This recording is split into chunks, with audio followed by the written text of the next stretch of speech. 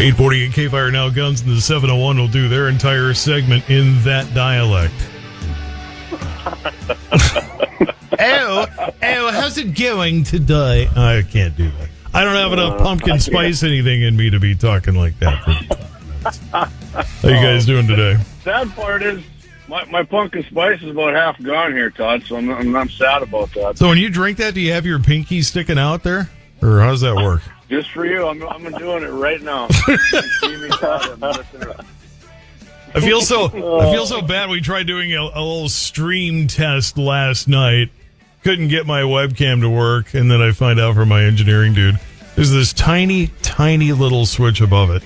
And sure enough, I'm like, yeah, okay, if I put the thing right up to my eyeball, I can see it. So now we know that works. So I'm going to have to join you guys some Wednesday night or something. Yes, do on Wednesday night, and hopefully then we can stream on Friday mornings too. That was one of the other big announcements. Is we'll do this on video, so you can. Geez, that means I got to put on a shirt. Yeah, as long as it's the Guns at 701. Yeah, I'll have to wear my guns. I did not wear my Guns in the 701 shirt this morning. I just grabbed whatever. I just wanted to make sure my ugly body was covered up. It didn't really matter, you know. Oh, wow. Could have been my wife's Donny Osmond shirt for all I cared. I just wanted to make sure I was covered up. Pretty bad when you don't even want to look at yourself in the mirror. You can't expect other people to look at you and go, "Oh, sure, yeah." But You're hard on your problem, Todd. So what's the other big announcement today?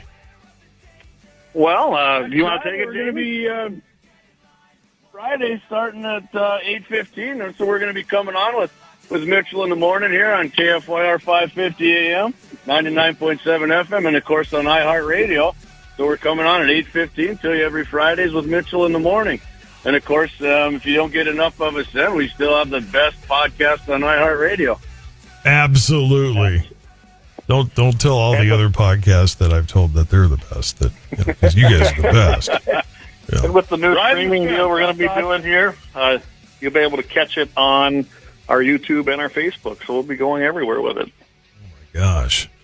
Well, if the numbers go down when you put me on, then I won't feel bad if you tell me, yeah, Todd, the numbers are terrible with you on there. So just stay in your studio. Guest on the podcast. Yeah, exactly. Todd's a podcast guest, actually, too. Yeah. So it turns out not everybody's that infatuated with Kristi Noem down in South Dakota. What the heck's going on? Well, I don't know about that, but well, she did put out all right. Let me rephrase that. Everybody likes to gawk and look and drool as they see Governor Kristi Noem.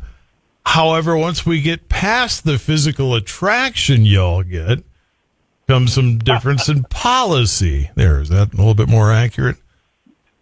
Well, what are you guys, 15 or something? Come on, grow up. One thing I can tell you about Kristi Noem, though, her Second Amendment positions have never wavered since I've known her. So I'm glad to see that.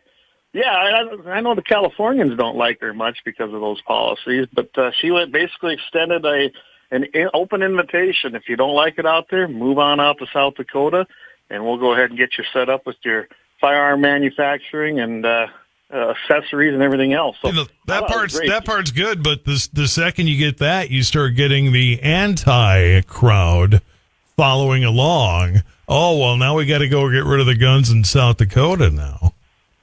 Oh, yeah, they're there. They've been there. I fought them for decades. They're just like they're here in North Dakota. You know, I always thought this cold weather up here would keep the riffraff out, but no, they just keep moving. Yeah, we can't even say that anymore. We used to be able to say that, and it used to mean something, but now it's like, no. The problem is the riffraff puts a parka on when it gets in the 50s. I remember during DAPL, when they had the protests at the Capitol, it was 58 degrees. I went home at lunchtime, and a bunch of them are wearing parkas. And I don't think I laughed so hard in all my life. I'm like, boy, are you guys in?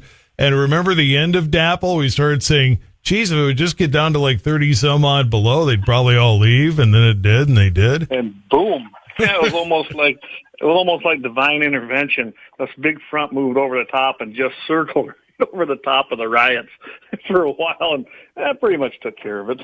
Yeah, so anybody who wants to complain about the cold when it comes, just remember it's very beneficial. Yeah. So, But I will point out that I South like Dakota has a pretty big firearms industry already, guys. It's about $400 million as far as what they consider their public impact. Companies like Corbon, Black Hills Ammo, Dakota Arms, Coltac, they moved in from New Hampshire. Basically, everyone's heard of Silencer Corps or Silencer Central. They're based out of Sioux Falls down there, and of course, you got Barstow and HS Precision. So that's just a few of the companies of several that have moved into South Dakota and freed their commie states like California, New Hampshire, Oregon, Colorado. I mean, Magpul, they pulled out of Colorado. They didn't make it to South Dakota, but it's not new. Weatherby moved their entire headquarters out to Wyoming. They had properties out there before. Now they're just completely based in Wyoming. So California's seeing a lot of things leave, and rightfully so, with their assault on the Second Amendment. I mean, 23 anti-gun bills were passed and signed by Governor Newsom, who, by the way, I'm sure is still high on that Democrat presidential candidacy. And then they passed an 11% across-the-board excise tax on guns and ammunition. You know, I would if I were the Dems, I would put him front and center as the candidate. Why not? Oh, I haven't ruled it out that they won't yet. I don't know. I don't know if they can drag old Dementia Joe across the finish line or not. well, think of it this way: our governor out to win a presidential campaign, he has no chance of winning. And I've never heard the guy invite gun companies or gun owners to our state. Governor Noem is actually governing, and she's inviting gun companies to the state and people who love the Second Amendment. Like she said about California and her boy Newsom there. Why would anyone want to live in a state where your Second Amendment rights are infringed? I couldn't agree more. Well, exactly. You know, why don't I hear Doug Burgum saying stuff like that? You know, he's too busy getting money allocated to get in the Democrat invasion coordinator and inviting a bunch of refugees here who couldn't care less about the Second Amendment and our guns. In fact, they want them taken away because that's ingrained in their brain from the countries they come here from. So, well, and tell me for a second that you're not going to find a gun in Compton when you know, of course you're going to find them. For example, I mean, to name one of a bazillion, but there's your stereotype. You know, they've got the guns. We better be able to have them too, right? Absolutely. And I'm glad to see these gun companies are fleeing those states. We just heard about Smith & Wesson. You know, they had moved down to Tennessee. They finally got their manufacturing plant opened up, and it's going to be a great thing for that Tennessee area. I mean, NRA is even still working on moving a lot of things down to Texas, so we'll see where that goes. You know, there's been some stalls in that, but I don't blame them for wanting to flee what they're envisioning right now and what they're going through, and that's in New York because that's where they were founded at. And we've seen what New York's doing, the conservatives. Meanwhile, they're to be inviting the NRA up here. Oh, there you go. They should move here. There you go. And we can give them the hour that Game and Fish doesn't want to have here on K-Fire. That's fine. Absolutely, they can get a house. They can build their headquarters next to Cody's place. I had to do that. That would be funny. That would be funny. You would never leave. 849 at K-Fire Guns in the 701 here. And so as the gun manufacturers and owners are leaving California, they're trying to get a few sharpshooters over there. Huh? Yeah. I mean, I've heard of this before. And Catalina Island, which is apparently just off the short boat ride off the coast of Southern California, they got over 1 million visitors a year, most of them from smog-filled scumhole of L.A. The nonprofit that administers much of that island, though, it's 4,000 people a year live there. They say the very existence as a functioning ecosystem is threatened by a couple unwanted guests, the dreaded mule deer, which they call an invasive species, which was first introduced on that island back in the late 20s, apparently.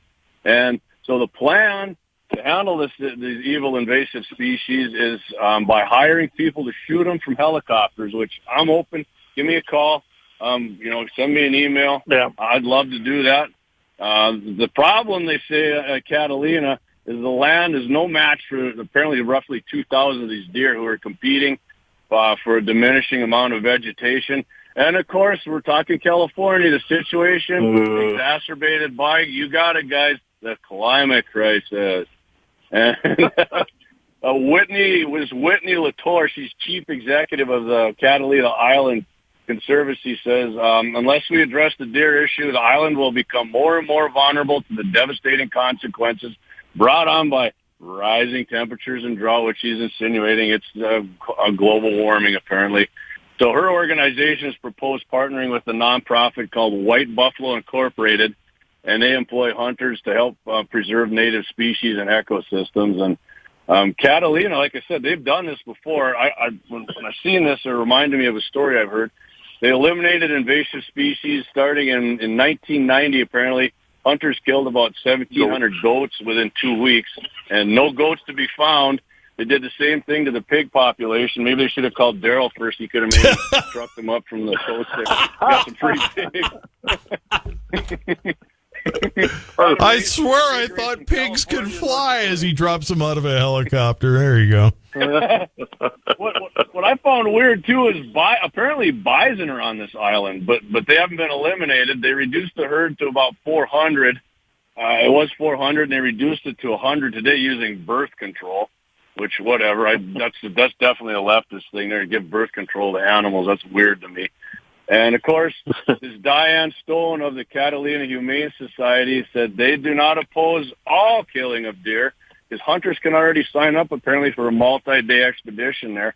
But what they're opposed to is killing all the deer and doing it from above in a manner they consider gruesome and violent. I don't know how shooting a deer out of a helicopter is any more gruesome and violent than shooting it from the ground. That makes no sense to me. So, of course, they got a petition going to oppose it, and they got 3,200 signatures on it already. And the Conservancy argued that the proposed mass culling was the best of all the bad options. The mule deer population is beyond capacity, and this is the best way to do it. And they said that, too, that shooting it sounds cruel. And I don't know why that sounds cruel. Like I said, what's the difference if you shoot them from the air or the ground? But, 2,000 mule deer look like they're going down on Catalina Island. I guess, if the blade on the helicopter is hitting the deer as you do it, then that might be a little weird. But beyond that, that's probably faster than a bullet, Todd. Well, that's true, too. But, I mean, it starts spraying deer stuff all over the place, and it makes the mess. We can't have that. Let's start the rumor that the bison over there, that the left has managed to get the bison over there to be friendly enough to be petted. There you go. Well, I don't know how long. Bison go to Catalina Island. I don't know, Jamie, how long humans have inhabited the island. I guess I didn't go and look that up, but I would think they're more in an invasive species than the animals there. But I guess it all matters in your perception and where you want to go from it, I guess. We're on their land. Meanwhile, the wildlife. Meanwhile, in the never-ending list of California stuff here at Guns in the 701, a ban on high-cap magazines.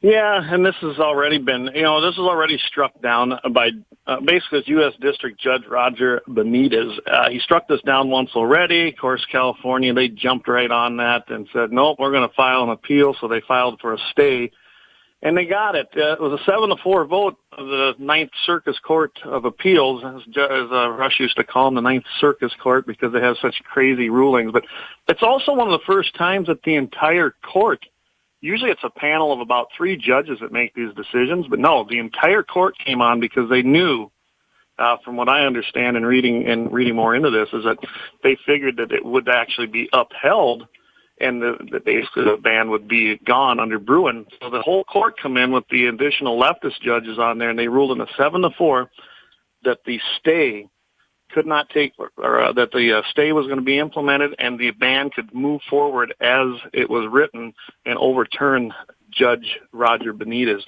And so here's what's going to happen with this, guys. They made their ruling. It's going to now go up to the court system once again, and they're going to take that back to the Supreme Court, I imagine, and then the Supreme Court's either going to, turn it back down there and say, hey, here's what Bruin says in this decision, or they're going to turn around and uphold it, which I really highly doubt. So they'll probably overturn it, but there's going to have to be a whole bunch of litigation and money spent again. Right away, though, their attorney general in California, he's another leftist, Rob Bonita, something like that. He's a Democrat. And he was so happy that this happened because it was going to just cause just unheard of harm in the state of California with all these high-capacity magazines coming in. And by the way, California defines that as 10 rounds or more. So, I look at this, and the 4 judges that were appointed by Republican presidents, they dissented. They said it was just laughably absurd, especially because of the Supreme Court ruling in Bruin. And that's just going to have to work its way through now. I don't understand why you need to shoot that deer 10 times, though. I mean, can't you just shoot it once? Yeah. Hey, Joe gave them all Kevlar vest, Todd. They're all right. You're going to hit it with a helicopter blade anyway and shred the poor thing. I don't even know why you need a gun. Just point the helicopter blade. Oh, wait, that's inhumane, too. Forget the sharpshooters. That's inhumane, too. There we go. Guns in the 701. The news stuff hits when? And everything will upload immediately after the show on Friday. Well, right now, Friday afternoon with Mitchell in the Morning on iHeart platforms and every place else you get your stuff. You can catch it on our website at gunsinthe701.com and, of course, on YouTube and Facebook. Wednesday night, same thing. Live stream starts at 6 o'clock p.m. Mountain Time, 7 o'clock Central. And, of course, it uploads immediately after that on all the podcasting platforms, including the best one, iHeartRadio. There you have it. All right, Guns of the 701. Looking forward to even more stuff with you guys during next Friday. Take care. Have a good weekend. You too, Todd. Catch you later. Everybody, have a great weekend.